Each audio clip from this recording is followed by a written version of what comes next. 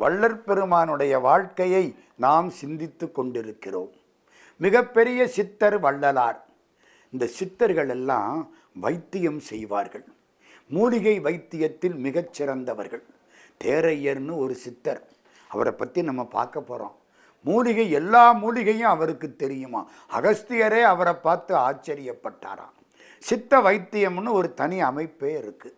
இந்த மூலிகைகளை ஒழுங்காக பயன்படுத்தினால் நம்ம வாழ்க்கை சுகமாக இருக்கும். எந்த வியாதியும் வராது. தலைவலிக்கு ஒரு மாத்திரை, தடுமனுக்கு ஒரு மாத்திரை, தப்பித்தவறி பயன்படுத்தினால் தர்மலோக யாத்திரை அப்படின்னு இவ்வளவு மாத்திரை சாப்பிட்றோமே. மூலிகைகளை ஒழுங்காக பயன்படுத்தினால் இந்த மாத்திரைகளே வேண்டாம். வள்ளற் பெருமான் ஒரு சித்தர் 3 மூலிகைகளை குறிப்பிடுகிறார். அந்த 3 என்ன? இந்த உடம்புக்கு வியாதி வந்துட்டா 3 காரணம். மிகினும் குறையினும் நோய் செய்யும் நூலோர் வழிமுதலா எண்ணிய 3: காற்று, தண்ணி, நெருப்பு. இந்த 3க்குள்ள தகராறு வந்துட்டா இந்த உடம்புக்கு கஷ்டம்தான். மண்ணும் வானும், 5 பூதத்தில் மண்ணு விட்டுருங்க, வானத்தை விட்டுருங்க, மிச்சம் 3 தானே. தண்ணியில் தகராறு வந்துட்டா ஜலதோஷம் அது இதுன்னு கஷ்டப்படுறேன். வாயு, காற்றுல தகராறு வந்துட்டா இங்கே பிடிக்குது அங்கே பிடிக்குது கஷ்டப்படுறேன், நெஞ்சில் போய் அடைக்குதுங்கிறேன். நெருப்பு தகராறு வந்துட்டா காய்ச்சல் இல்லாட்டி ஜன்னிங்கிறேன். நெருப்பு கூடுனா காய்ச்சல், 105 106 107ன்னா கஷ்டம். நெருப்பு குறைஞ்சா அதுக்கு ஜன்னின்னு பேர். 98.4 குறைஞ்சி 97 96 ஆனால எல்லா ஏற்பாடும் பண்ண ஆரம்பிச்சிருவேன். இந்த 3க்கும் 3 பச்சிலை வள்ளற் பெருமான் சொல்கிறார். கரிசலாங்கண்ணி, தூதுவளை, முசுமுசுக்கை. கரிசலாங்கண்ணிங்கிறது நம்ம கடையில் போய் கரிசலாங்கண்ணின்னு கேட்டால் தெரியாது, கரப்பான்னு கேட்கணும். கரிசாலைன்னு ஒரு பேர். சாமி பொற்றலை கையாந்தகாரைன்னு அதுக்கு பேர் வைக்கிறார். இலை பொன்னிறத்துக்கு இருக்குமா, அதுக்கு பேர் பொற்றலை கையாந்தகாரை அப்படின்னு பேர் வைக்கிறார். இந்த கரிசலாங்கண்ணியில் கரப்பான்னு நம்ம சொல்கிறோமில்ல, அதில் மஞ்சப்பூ வெள்ளைப்பூ 2 உண்டு. வெள்ளைப்பூ உள்ள கரப்பானை தலைக்கு எண்ணெய் தேய்ச்சி குளிக்கலாம். மஞ்சப்பூ உள்ள கரப்பான் அந்த இலையை நல்லா சாப்பிடலாம். தினம் சாப்பிட்டா கல்லீரல் நல்ல பலமாக இருக்கும். இந்த மஞ்சக்காமாலைன்னு ஒன்று சொல்கிறான் பாருங்க, அந்த தெருப்பக்கமே வராது. எது? கரிசலாங்கண்ணி. கரிசலாங்கண்ணிங்கிறது தண்ணி. உடம்பில் நீர் சம்பந்தப்பட்ட விவகாரம் இருந்தால் கரிசலாங்கண்ணி அதை ஒழுங்குபடுத்தும். நீ எப்படியாவது கரிசலாங்கண்ணியை தினந்தோறும் சாப்பிடுங்கிறார் சாமி. 2வது தூதுவளை. தூதுவளைங்கிறது நெருப்பு. நமக்கு சில சமயத்தில் உடம்பில் நெருப்பு சம்பந்தப்பட்ட வியாதிகள் வரும். இருமல், கடுமையான இருமல் வருது. தூதுவளையை ரசம் வச்சு சாப்பிட்டா இருமல் சொன்னபடி கேட்கும். சளி பிடிச்சா தூதுவளை மாத்திரை. தூதுவளை அப்படியே சாப்பிடணும். என்ன கொஞ்சம் முள்ளாக இருக்கும், அது ரசத்தில் போட்டால் முள்ளெல்லாம் மடங்கிடும், சாப்பிடணும். இது தூதுவளை. இப்படியா? 3வது முசுமுசுக்கை. அது சொரசொரப்பான இலை, அது காற்று. முசுமுசுக்கையை பொடி பண்ணி டப்பாவில் வச்சு டப்பாவை திறந்து வச்சுட்டா 3 நாளையில் காணாமல் போயிடும், கற்பூரம் மாதிரி. இப்போ 3 சொன்னா, கரிசலாங்கண்ணி, தூதுவளை, முசுமுசுக்கை. வள்ளற் பெருமான் இதுக்கு வைத்தியம் சொன்னார். என்ன வைத்தியங்கிறத ஓரளவுக்கு மட்டும் நான் சொல்கிறேன். எனக்கு ரொம்ப வேண்டியவர் ஒருவர், என்னுடைய உறவினர், நெருங்கிய உறவினர். ஒரு 40 வருஷத்துக்கு முன்னால் அவருக்கு 3 வியாதி வந்துச்சு. 1, ராத்திரிக்கு தூக்கம் வராது. 2, எடை குறைஞ்சிக்கிட்டே போகும். 3, பசிக்காது. 10வது உடம்பு எடை குறையுது. நல்ல வசதியானவர், தமிழ் படித்தவர், தேவாரம் திருவாசகம் அப்படி பாடுவார், திருப்புகள் அருமையாக பாடுவார், கம்பராமாயணம் அவருக்கு நல்லா தெரியும். 3 வியாதி. கஷ்டப்பட்டார். என்னென்னமோ வைத்தியம் பார்த்தாச்சு, தீர மாட்டேங்குது. எடை குறைஞ்சிக்கிட்டே போகுது. ராத்திரி படுத்தா தூக்கம் வர மாட்டேங்குது, பசியே இல்லை. கடைசி ஒரு நாள் திருவருட்பா புஸ்தகத்தை எடுத்தார். நான் சொல்கிறதெல்லாம் கிட்டத்தட்ட 1952 53 ஒட்டி இந்த நான் சொல்கிற நிகழ்ச்சிகள். புத்தகத்தில் ஒரு செய்தி போட்டிருந்துச்சு. கரிசலாங்கண்ணியை பற்றி வள்ளற் பெருமான் வசன பாகத்தில் எழுதியிருக்கார். பாட்டும் எழுதினார், வசனமும் எழுதினார். மனுமுறை கண்ட வாசகமெல்லாம் அவ்வளவு அற்புதமாக இருக்கும். வசனம் மாதிரி இருக்கும், பாட்டு மாதிரி இருக்கும், அருமையாக இருக்கும். சாமியுடைய செயல்கள் உலகலாம்ங்கிற ஒரு வார்த்தைக்கு விளக்கம் அத்தனை பக்கம் கொடுத்தவர் வள்ளற் பெருமான். தமிழுங்கிற வார்த்தைக்கு விளக்கம் அத்தனை காலம் கொடுத்தவர் வள்ளற் பெருமான். கரிசலாங்கண்ணியை பற்றி எழுதியிருக்கார். இவர் அதை படித்து விட்டார். நல்ல நேரம். உடனே ஒரு டாக்டர்கிட்ட போனார். இந்த கரிசலாங்கண்ணியை பற்றி சொல்லியிருக்க, பயன்படுத்தி பார்க்கலாமா? பயன்படுத்தி பாருங்களேன். திருச்சியில் வாழ்ந்தவர். உடனே சந்தைக்கு போனார். மஞ்சப்பூ கரப்பான்னு கேட்டார். இலை கிடச்சிது. வீட்டுக்கு வாங்கிட்டு வந்தார். நல்லா அதை நம்ம வீட்டில் துவையல் அரைக்கிறோம் பாருங்க, வதக்கிட்டு துவையல் அரைச்சாங்க. காலையில் பசியில்லாத நேரம், 2 இட்லி, இவ்வளவு துவையல். இட்லிக்கு துவையலை தொட்டு சாப்பிடலை, துவையலுக்கு இட்லியை தொட்டு சாப்பிட்டார். துவையல் உள்ளே போயிடுச்சு. கரிசலாங்கண்ணி. மத்தியானம் பச்சையாக கொல்லைக்கு போகுது. பசிக்கிறாப்புல இருக்குது. திரும்ப 2 இட்லி, கரிசலாங்கண்ணி. ராத்திரிக்கு 2 இட்லி, கரிசலாங்கண்ணி. மறுநாள் காலையில் பசிக்க ஆரம்பிச்சிருச்சு. வாழ்க்கை முழுக்க இந்த கரிசலாங்கண்ணியை விடாமல் வெள்ளப்பூ கரிசலாங்கண்ணியை வச்சு தைலங்காய்ச்சி தலைக்கு தேய்ச்சார். மஞ்சப்பூ கரிசலாங்கண்ணியை எடுத்து அப்படியே பச்சையாகவே சாப்பிடலாம். உங்களால் முடியலையா, துவையல் அரைச்சி சாப்பிடுங்க. இல்லை நம்ம வீட்டில் மற்ற கீரைகளை துவட்டல் பண்ணுற மாதிரி பண்ணி சாப்பிடுங்க. அது உங்கள் சௌரியம். ஆனால் சாப்பிட வேண்டும். 74 வயசு வரைக்கும் உடம்புக்கு வியாதி இல்லாமல் கணீர்னு பாடிக்கிட்டு இருந்தார். அவர் பேர் சிதம்பரம் செட்டியார்னு பேர். எங்கள் சித்தப்பா அவர். நான் பக்கத்தில் இருந்து பார்த்த நிகழ்ச்சியை சொல்லிகிட்டு இருக்கேன் உங்களுக்கு. வள்ளற் பெருமான் காப்பாற்றினார். கரிசலாங்கண்ணி, தூதுவளை, முசுமுசுக்கை 3ஐயும் எடுத்து நிழல் காய்ச்சலாக காய வைத்து, வெயிலில் வைக்கப்படாது, நிழலில் வச்சு மேலே ஒரு துணியை போட்டு மூடணும். என்ன தூசி படப்படாதுன்னு. 3ஐயும் பொடி பண்ணணும். கரிசலாங்கண்ணி 2 பங்கு, தூதுவடை 1 பங்கு, முசுமுசுக்க 1 பங்கு. நம்ம புரியிறாப்பில் சொன்னால் 2:1:1 விகிதம். அப்படி பொடியை கலக்கணும்.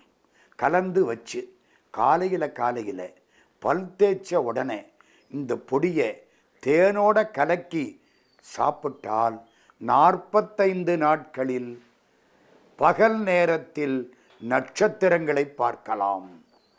காப்பி டீ சாப்பிடக்கூடாது. இதெல்லாம் சாமி எழுதுகிறார். 45 நாளையில் பகல் நேரத்தில் நட்சத்திரத்தை பார்க்கலாம்னா என்ன அர்த்தம்? பகலில் நட்சத்திரம் இருக்கா? இருக்கு. நம்ம கண்ணுக்கு தெரியலை. ஏன் தெரியலை? சூரியன் ஒளி அதிகமாக இருந்ததுனால அதை தாண்டி நம்ம பார்வை போகலை. பார்வை கூர்மையாகுமானால் அதை தாண்டி போகலாம். என்ன? கரிசலாங்கண்ணி, தூதுவளை, முசுமுசுக்கை பொடி பண்ணி 2:1:1 விகிதத்தில் கலந்து தேனோடு சேர்த்து 48 நாட்கள் காப்பி டீ சாப்பிடாமல் சாப்பிட்டால் கண்ணுக்கு அவ்வளவு பார்வை வரும். இதெல்லாம் வள்ளற் பெருமான் வைத்தியம். எப்படியாவது இந்த 3ஐயும் சாப்பிடுங்கிறார். அவர் நமக்கு என்னென்ன சொன்னார் தெரியுமா? கடவுள் ஒருவரே, அவருக்கு பல வடிவங்கள், சிறு தெய்வ வழிபாடு கூடாது. இந்த அங்கங்கே வச்சு பலி கொடுக்குறோம் பாருங்க, இது சார்பு உடையது அல்ல. கடவுளுக்கு பலி கொடுக்க கூடாது. உயிர் கொலையும் புலை புசிப்பும் செய்யக்கூடாது. உயிர்கொலை பண்ணுறவனும் மாமிசம் சாப்பிட்றவனும் நம்முடைய உறவினத்தார் அல்ல, அவர் புற இனத்தார். அவருக்கு சோறு மட்டும் போடு, வேற ஒன்றும் சொல்லாதே. சாமி எழுதுகிறார், உயிர்கொலையும் புலை புசிப்பும் உடையவர்கள் எல்லாம் உறவினத்தார் அல்லர், அவர் புற இனத்தார்.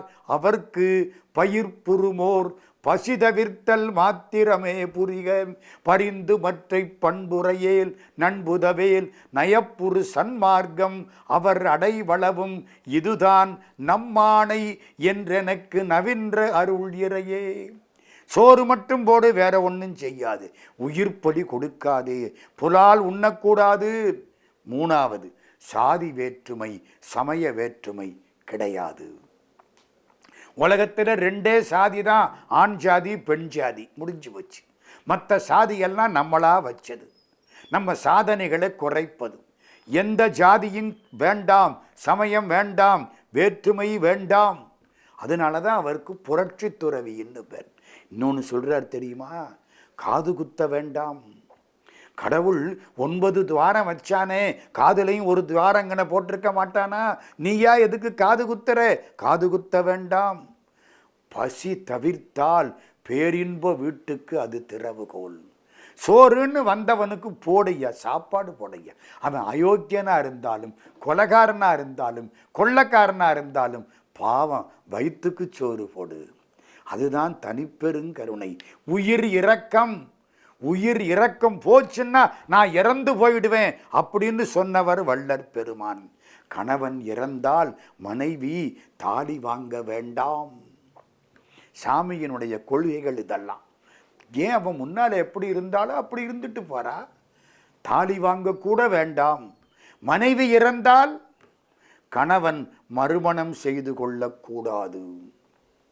இதெல்லாம் சாமி எழுதுகிறார்.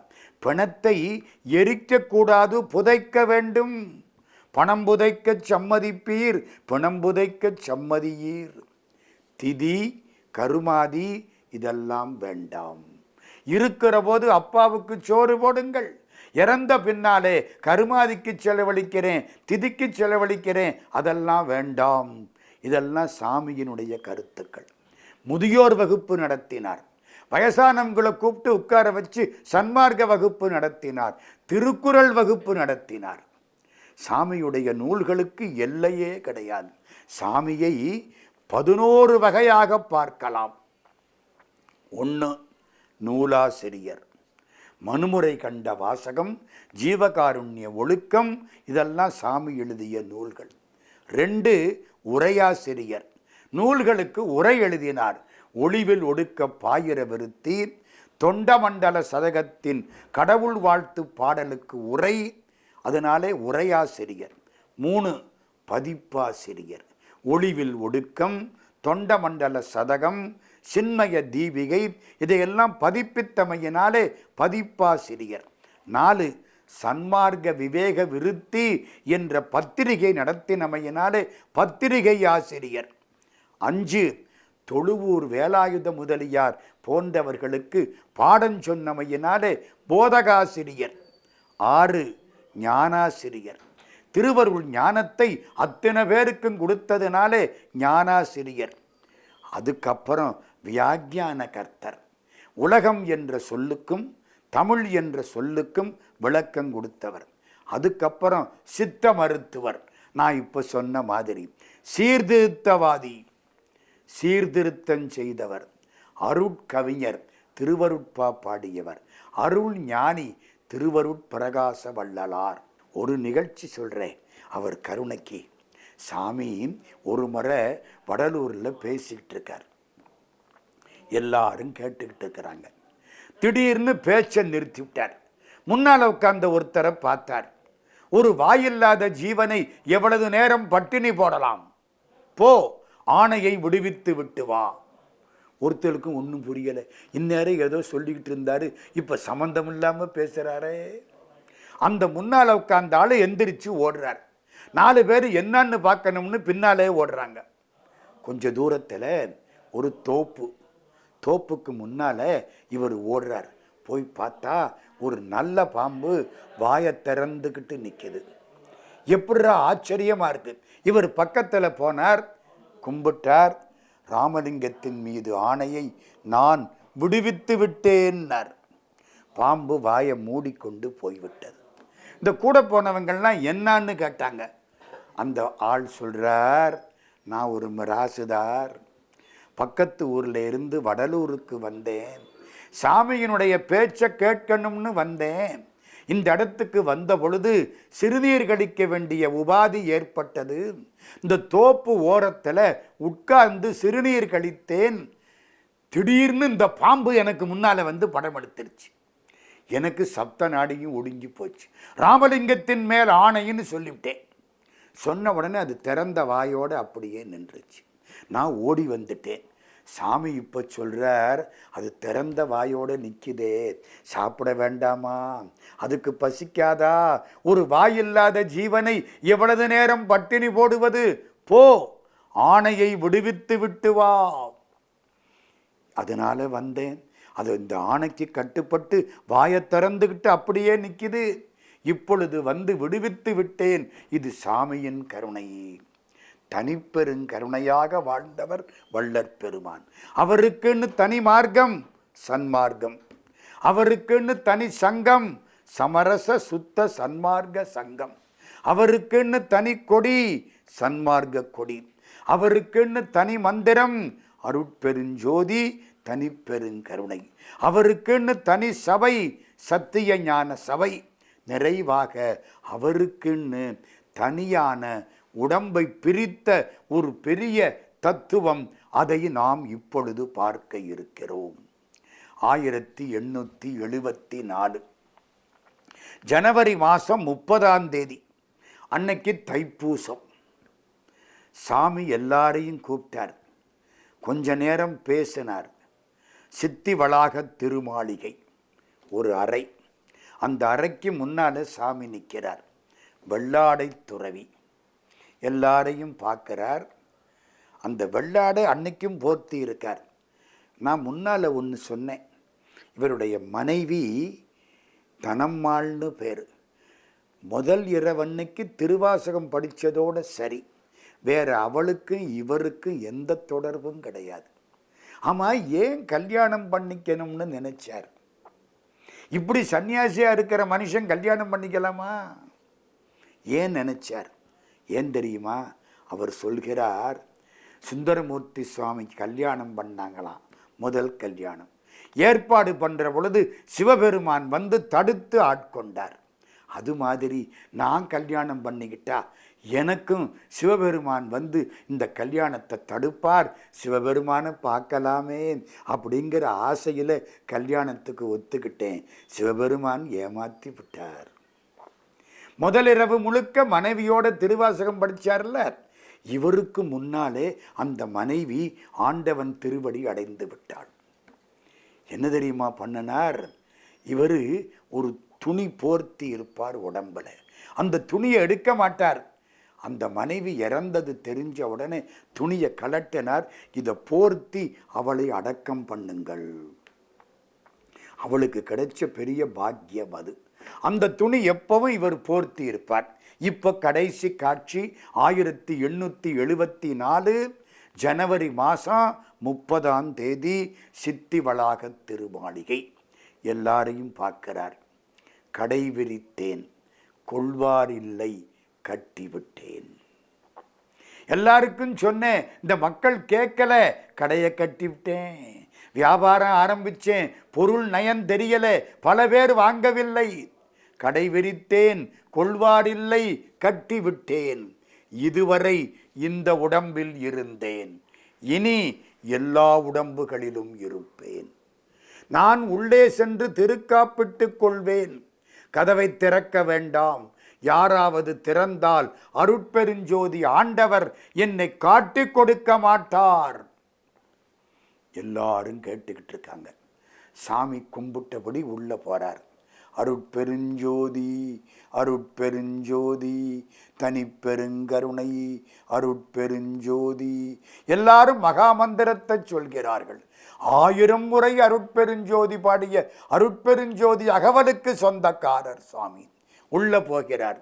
கதவு திருக்காப்பிடப்பட்டது. ராத்திரி 12 மணி. வெளியே உட்கார்ந்து அருட்பெருஞ்சோதி அகவலை எல்லோரும் பாடினார்கள். முடிஞ்சது. மறுநாள் காலை 3வது நாள் கதவை திறக்கப்படாதுன்னு சொல்லிவிட்டாரா? திறக்கலை. நம்மால் யாரோ போய் ஒரு தாசில்தார்கிட்ட சொல்லிவிட்டான். சாமியாரை உள்ளே போட்டு பூட்டி விட்டாங்க. புகை வருது, என்னமோ தெரியலேன்ட்டான். தாசில்தார் புறப்பட்டு வந்துட்டார். கதவை திறங்கள். சாமி திறக்கக்கூடாதுன்னு சொல்லியிருக்கார். திறக்க முடியாது. கதவை உடையன்ட்டான். ஒன்றும் பண்ண முடியாது. கதவை உடைத்தார்கள். திறந்தார்கள். கற்பூர வாசம் உள்ள வந்தது. வேற ஒன்றும் கிடையாது. சாமி உடம்பை பிரித்து விட்டார். கற்பூர வாசம் வீசும் பொற்பாம் திருமுகத்தே கருணை கடை கண்ணாட கனிந்த புன்னகையாட பாடியிருக்கார். கற்பூரம் குணந்தெடுக தனித்தோழி எனது கணவர் வரு நேரம் இது கண்ணேறு கழிப்பாம். என்னைக்கு 1874 ஜனவரி மாதம் 30ஆம் தேதி அன்றைக்கு தைப்பூசத்திலே சாமி உள்ளே திருக்காப்பிட்டு கொண்டு தன்னுடைய உடம்பை 5 பூதங்களாக பிரித்து விட்டார். நம்ம உடம்பு 5 சேர்ந்தது தானே. வானாகி மண்ணாகி வழியாகி ஒளியாகி நீராகி இந்த எல்லாம் சேர்ந்தா இந்த உடம்பு. நம்ம இறந்ததுக்கு அப்புறம் அது தனித்தனியாக பிரியுது. இறந்து போன உடனே இந்த 98.4 நெருப்பு நெருப்போடு சேர்ந்துடும். இந்த மூச்சு காற்று காற்றோடு சேர்ந்துடும். இந்த உடம்புல இருக்கிற தண்ணி தண்ணியோடு சேர்ந்துடும். மண்ணோட சேர்ந்துடும். வானம் இந்த உடம்பு அடைச்சிக்கிட்டு இருந்த ஆகாச பகுதி ஆகாசத்தோடு சேர்ந்துடும். சாமி என்ன பண்ணார்? எல்லாத்தையும் பிரிச்சுட்டு போயிட்டார். அருட்பெருஞ்சோதி ஆண்டவர் நம்மை காட்டி கொடுக்க மாட்டார். எல்லா உடம்புகளிலும் இருக்கிறார். இன்னைக்கு எல்லா மக்களும் வழிபாடு செய்கிறார்கள். அருட்பெருஞ்சோதி அருட்பெருஞ்சோதி தனிப்பெருங்கருணை அருட்பெருஞ்சோதி என்று மக்கள் வழிபாடு செய்ய வள்ளலாருங்கிற பெயருக்கு சொந்தக்காரராக திருவாசகம் எழுந்து நடந்து வந்தால் எப்படி இருக்குமோ அத்தகைய ஒரு ஞானியாக சித்தராக நமக்காக தோன்றி நம்மோடு வாழ்ந்து இன்னும் நமக்கு அருள் செய்யக்கூடியவர் அருட்பிரகாச வள்ளலார். இராமலிந்தார் மனதில் இராத சந்தோட நம. இராமலிங்காய நம. இராமலிங்காய நம.